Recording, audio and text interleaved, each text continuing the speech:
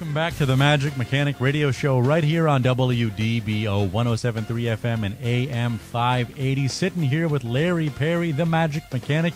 He's ready to answer your questions via phone, text, email. Right now we're going to do the open mic section of the show, but while you're here in this section, if something pops into your head and you want to call in and take advantage of Larry's expert mechanic knowledge, call right now, 844-580-WDBO, 844-580-9326. Larry, you ready to hit these open mics? Let's hear them. All right, here comes number one coming at you right now.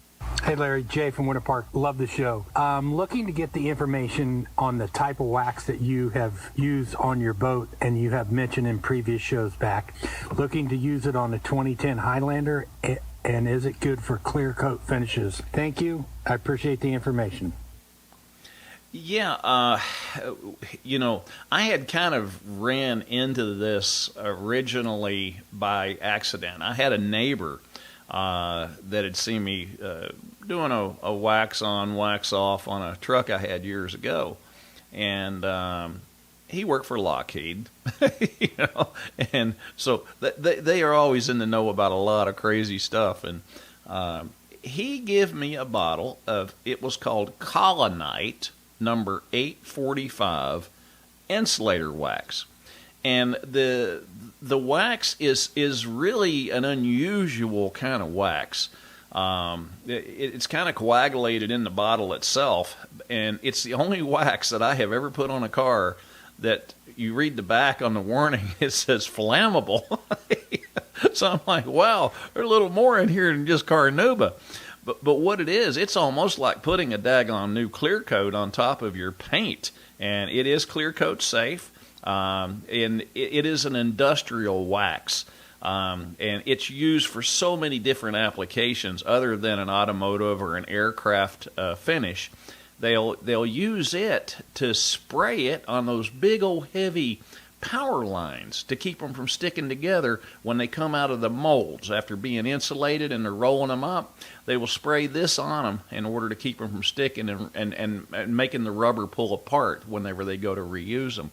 But it is a very interesting wax. I've never used anything like it in my life. If you're going to go to the trouble of actually waxing a vehicle, it's the only thing that I would waste my time with. I'm not going to go out there and all this waxing and buffing and all this and then it not last 2 weeks, But the Colonite is an amazing, amazing product. I mean, and then to come to find out, they're the oldest wax manufacturer in the United States. So they've been around forever, like the early 1900s. I was really surprised. But the Colonite number 845 is the only one we carry in our little showroom area at the Magic Mechanic. I'm like it. I will tell you this. If you're going to wax a vehicle, make sure that paint is absolutely clean as it can be. And when you go to doing the wax on a vehicle, do one panel at a time. Do not wax the whole vehicle and decide you're going to go and just miraculously wipe this 845 back off the vehicle. That stuff sets up. I mean, it really sets up. So you need to do one fender, do a hood, do the front of the vehicle, one area at a time. If you try to wax the whole vehicle, and I've made this mistake, you will bite off more than you can chew. And I'm telling you, you will work yourself to death to get it back off.